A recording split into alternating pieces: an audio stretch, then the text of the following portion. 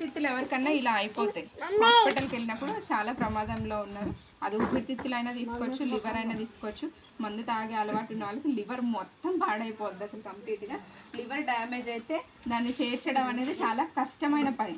ఇందాక నేను చెప్పాను విటమిన్ సి స్ప్రే, ఇదే ఈ స్ప్రే ఊపిరితిత్తుల్ని కానీ బాడీని ఎట్లా క్లీన్ చేస్తుంది అనేసి చూపించడానికి.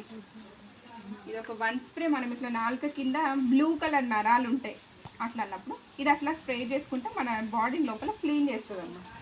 ఇది ఎట్లా క్లీన్ చేస్తుంది,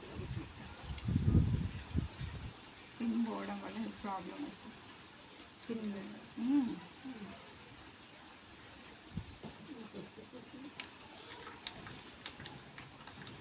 స్పూన్ తీసుకో, అందులో పెట్టేస్తా కదా స్పూన్, రివర్స్లో పెట్టు.